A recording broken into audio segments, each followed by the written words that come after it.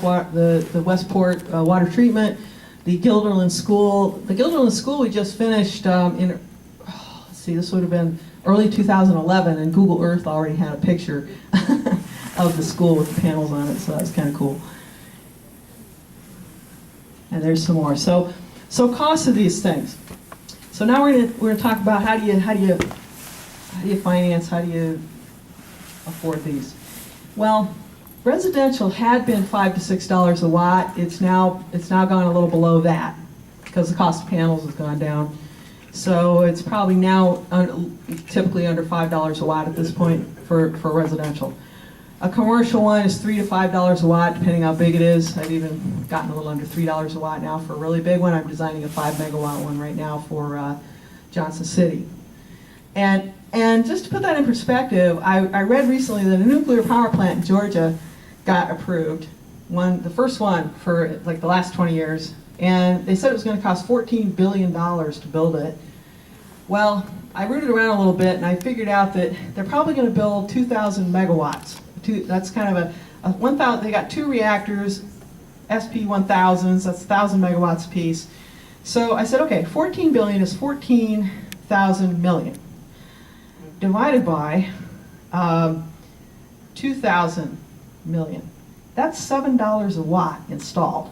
That is more expensive than the dinkiest residential solar power plant in the nation. Okay, so who are they think they're kidding? And that, and then there's fuel. Of course, you got to pay for fuel for your nuclear power plant. So I say, you want nuclear power? We have a perfectly good nuclear reactor, a safe 93 million miles away, shedding 100 billion kilowatt hours per second worth of energy out from it. So let's use that one.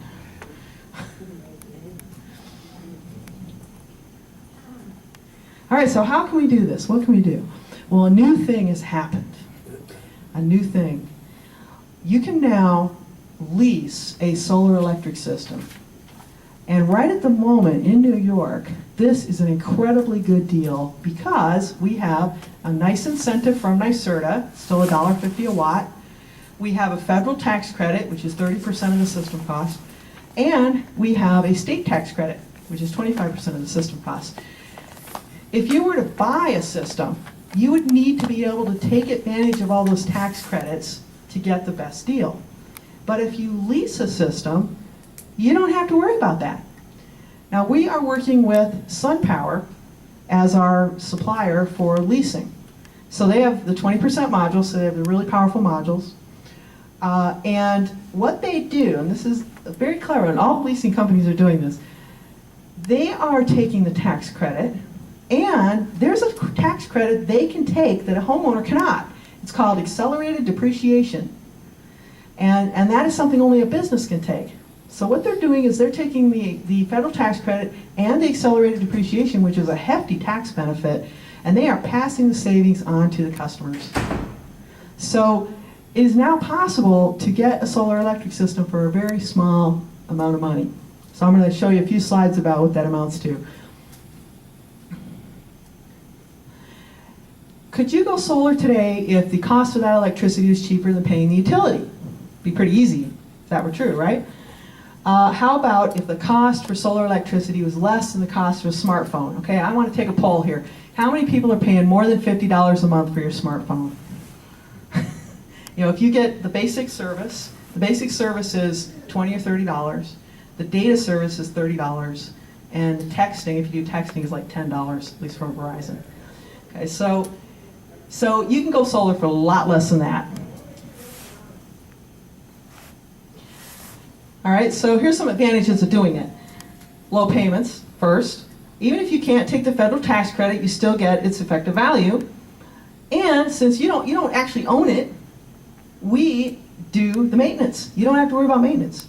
And SunPower, for 20 years, will guarantee the performance. So they guarantee the performance. If your inverter breaks down, we come and we fix it, and you don't pay anything extra for that. Okay? If you sell your house, the lease is transferable. So you don't have to worry about, well, what if I move? What am I going to do? It's transferable. In fact, you can either just transfer it directly, or you can do a buyout of the lease and roll it into the price of the house, when you're selling it. So there's a couple ways of doing it. It's a 20-year lease. What happens at the end of 20 years? Well, at the end of 20 years, you can call us up and tell us to take it away. You can buy it out. And if you call us up and ask us to take it away, after 20 years, what SunPower is going to say is that it's more expensive to take it down than to just give it to you. All right? So chances are, once the 20 years is up, it's yours.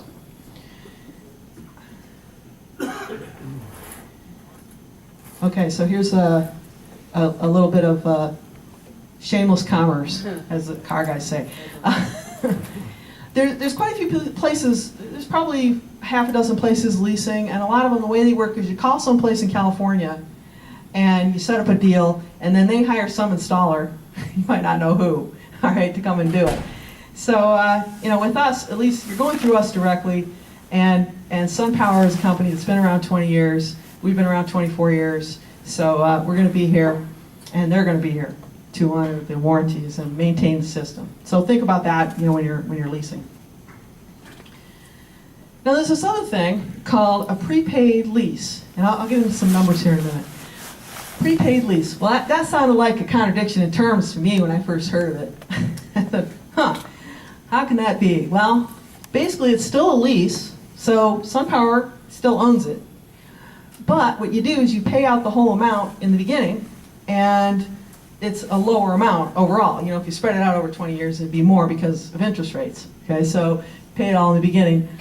And you still get that cool thing where you get the value of the tax credits right up front. So all this makes for a pretty inexpensive thing. Let's see where I'm going with my numbers here. All right, so I want to do some numbers here first. So, some examples. I just did a lease deal for a person who wanted to put, the lease, you can put money down, so let's talk about the monthly first of all. With the monthly, you can put money down or not. This is another cool thing about it. You don't have to put any money down. So, you could go solar and not have to put any money down. I mean, the way we have been doing it is we go to your house, we do an estimate, we say, okay, you got to come up with $3,000 now, and when we show up to put up the hardware, you got to come up with $20,000, and then, so it's not everybody can come up with that kind of money. So with the lease, you don't have to come up with any money. However, it's advisable to put some money down if you can, because that is going to lower the lease payment and lower the overall cost. So I've done some examples. We had a customer who just got a lease, and he decided he could put $5,000 down. So his lease payment is $38 a month. Okay, so let's see, $38 a month, that's probably better, that's probably less money than people spend on their coffee every month, right? Right. Okay. I did another proposal for a 5 kilowatt, so he got a 7.8 kilowatt system. I did another one for a 5 kilowatt system where the person could put $3,000 down and their lease payment was $50 a month. And I just recently did a 6 kilowatt one. They wanted to put $0 down, and it was still $83 a month, so it was still less than $100 a month with no money down. That was for a 6 kilowatt system. Yes? How much of their